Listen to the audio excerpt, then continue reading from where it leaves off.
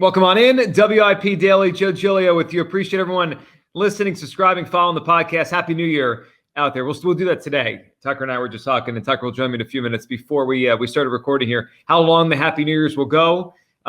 People right now, and you probably are not feeling a very Happy New Year because the Eagles have collapsed. I mean, that's what this is. This is a collapse to a season that started off 10-1. And although there were signs that they were not quite as great as 10-1, that was there. I mean, like they were 10-1, and now they're clinging to life here as we go to week 18 of the season against the Giants on Sunday, and of course, wherever their playoff life leads them, likely on the road in the first round against the NFC South winner, most likely Tampa Bay, if not Tampa Bay, New Orleans or Atlanta, the winner of that game. So we'll get to all that. But as we sit here today, top of mind for me is the future of the Eagles, not just what happened on Sunday, because that was a debacle. Although I am surprised that, and I'm not just saying us in Philadelphia, I'm not just saying fans, I'm saying everyone nationally, the betting markets. I was shocked. I was texting Tucker an hour before the game. It's like, what is this line on this game? What in the world? Why are the Eagles favored by 12.5 points against a team that has been running the football really well, has obviously a pretty good quarterback, competent quarterback in Kyler Murray, and a coach that knows them so well? I did not feel great going to that game. Now, the Eagles are up 21-6 against a team with the worst defense in the NFL. You feel like they're going to win the game, and they didn't. The Eagles on Sunday were pushed around. They were bullied, and most alarming, they were outcoached. Jonathan Gannon came to Philadelphia and totally outcoached Nick Sirianni. And we have now reached the point with Nick Sirianni where you can't ignore this anymore. You can't pretend anymore. I don't want to fall back on the record of last year anymore. Nick Sirianni is not doing a good job. And it feels like this team has tuned him out. Obviously, the A.J. Brown stuff is incredibly alarming because they invested $100 million in A.J. Brown to be the guy that gets the football more than anybody. And A.J. Brown refuses to talk, and clearly his frustration is not with the media. He said that to the people covering the game after the game because they asked him, like, hey, what's going on? And he stopped and said, I just want to make sure you guys know it's not about you, who the reporters were at his locker. So obviously it's about the frustration of the team, and I think it's quite clear the frustration with the coaching staff. Nick Sirianni has a problem, and the Eagles have a Nick Sirianni problem right now because they have a head coach who took us to the Super Bowl last year, lost both of his coordinators, and has looked lost the entire season. I've asked this question over and over. What does Nick Sirianni do to put the Eagles in position to win games? And I don't have an answer from anyone that suffices. He doesn't call the plays. He has no clue what's going on defense except to change his coordinator haphazardly, in the last quarter of the season. In terms of game management, they're without timeouts late in the game because they can't get substitutions on the field.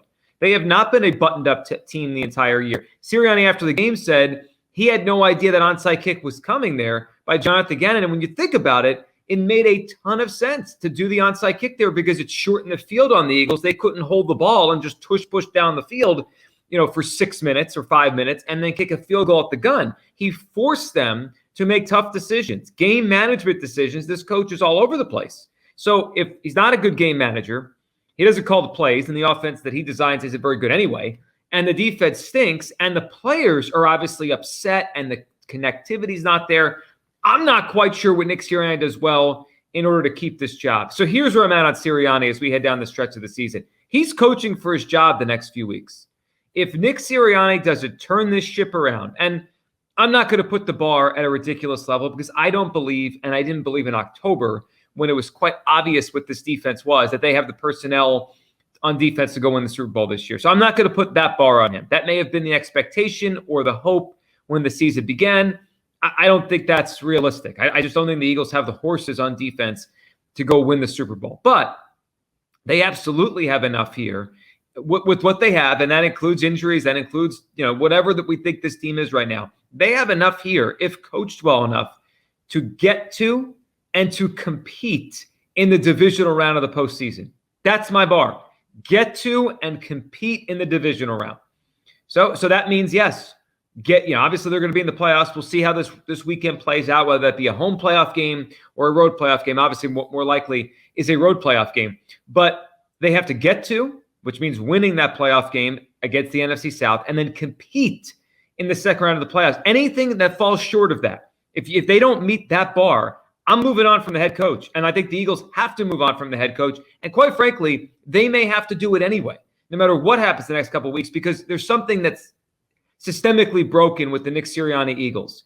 They just look, and he looks like a dead coach walking. I mean, I always joke that Eagles coaches age like presidents. You come here, you're all full of energy and life, and then 3 or 4 years later, look at these guys. They look awful. Sirianni looks like he's been in the office 20 out of 24 hours a day, not sleeping, and he has no answers. And that's, if we kind of rank the alarming parts of the Sirianni decline, the Eagles decline under Nick Sirianni, number one is he has no answers. There's no adjustments. This reminds me a lot of the end of the Chip Kelly era. And I'm sure Tucker, when he comes on in a few minutes, will give his thoughts on that kind of parallel. Because you look at Chip Kelly's offense in 2013, 2014. They really scored a lot of points. They really moved the football. 2013, you can make the parallel to 2021 with Sirianni. First year here, it took some time, right? With the 2013 Eagles, with Chip, it took the time to the quarterback switch. They went through the injuries with Vic and Barkley playing and Foles. And then when Foles came in, early November to the end, boom, they took off. And 2021 reminded me of that a little bit. November on, Hurts, the light bulb went off, and they took off. And they won a lot of football games. 2014, boom, the offense went crazy, and they scored a lot of points again. Now, that year had a quarterback injury with Foles again and all that, and the season ended with a thud. But 2014, 2013, the Chip Kelly offense worked. And then right around the end of 2014 into 2015, his third year, the league adjusted. I remember the games early in 2015 where players, I believe it was from Dallas, and I forget the other team it was, but early in the season, Dallas game specifically, they're calling out plays. They're calling out the Eagles' plays. And it was like, uh-oh. And Chip never found a way to readjust. And the league caught him, and it died quick. And we're doing this again now with Sirianni, where the league is caught up, the league is adjusted, the RPO doesn't work the same, the quarterback is not as explosive, and I don't know why the coaching staff can't see this. I mean, how many times are we going to watch Jalen Hurts try to get the corner running this year, and he just can't do it, and yet they're calling quarterback runs at the end of the game. He can't run the same this year. So the league is adjusted, and there's no adjustment back by the coaching staff. The loss of the coordinators has exposed who Sirianni is, but maybe the most alarming part of all this is he doesn't seem to have the players believing in him anymore. Coaches go through ruts. Great coaches go through ruts. Andy Reid went through a rut. Bill Belichick's been in a rut lately. We'll see if he ever comes out of it again. He's at the end of his career. But we've seen this. We've seen great coaches go through a rut where they fall down, where the league, pivots back against them, and they have to readjust. The great coaches do that. Kyle Shanahan does that. Belichick has done that. Andy Reid has done that. Nick Sirianni is showing no ability to do that. So when we factor in the offensive decline, we factor in the league catching up, maybe the players not believing that this guy has the answers anymore, it paints a bleak picture. And I welcome all your opinion. I see them in the comments on YouTube, and send them to me if you're listening, through whatever means you listen to the podcast. If you want to keep Sirianni and you say, hey, Joe, you can't do this. He just went to the Super Bowl last year. I will retort with this and why I think it is more than fair to put his job on the line the next few weeks. I don't believe the Eagles view head coaches as guys that put everything into place. Like when you think about Andy Reid, you think about, again, Belichick, Sean McVay, Kyle Shanahan. They're the sun, the moon, and the stars for the organization. Obviously, they have to have people above them to help them get the players, but their system, their culture, their play calling, they are the franchise. So when you move on, you have to find someone that could do that. Like it's a seismic change. I believe that the Eagles view head coaches like baseball managers, where we'll give you the players, we'll basically tell you the system we're going to run, especially on defense, because we're going to hire an offensive coach. So, we're going to run this kind of this system, this Vic Fangio kind of system. We'll put the players in they could run that. We'll get a coordinator to push the buttons and coach them up. You just handle the offense and the culture. That's it. It's like a baseball manager. And in baseball, teams change managers all the time because they're the middleman between what really matters, the front office, and what truly matters, the players. That's it. And I view the Eagles I think the Eagles think of coaches that way.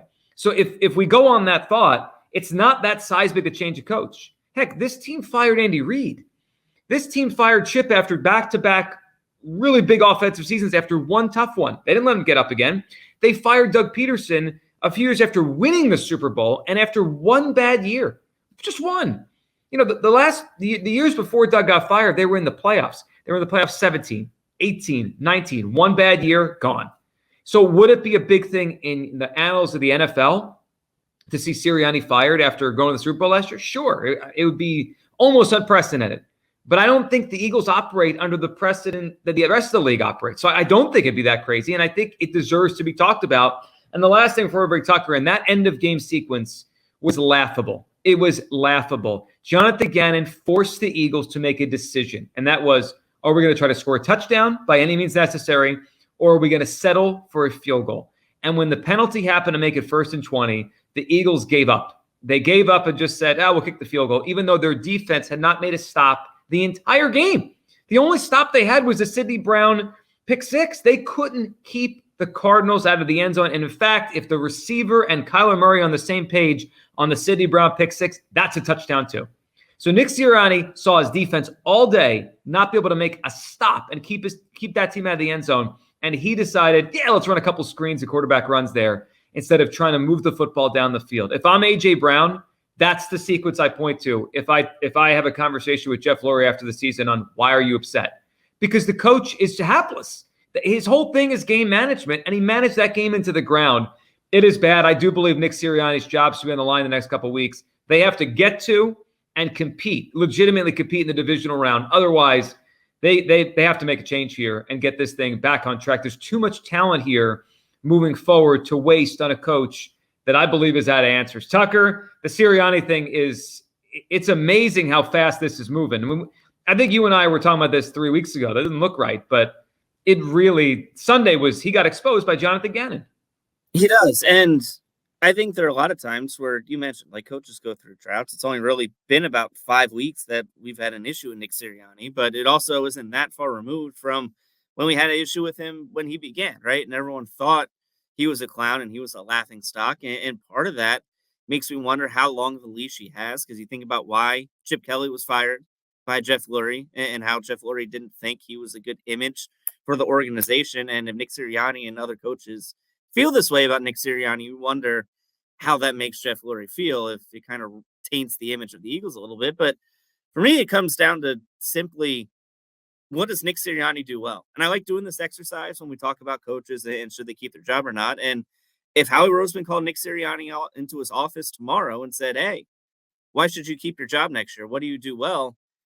What is Nick Sirianni's answer? He doesn't call plays. His offensive scheme has become stale. Doesn't seem to have control of the locker room. His in-game management has gone downhill. And at this point, if the Eagles announce tomorrow, we're moving on from Nick Sirianni, as good as they were during that, whatever it was, 35-week run from the beginning of 2022 up through, the 10-1 start, I don't know if anyone would meet, man, I'm really going to miss that guy. He was really good at this. Man, I'm really going to miss Nick Sirianni because of the way he handled the locker room. It feels like his message is stale. It feels like the locker room is kind of turned on him.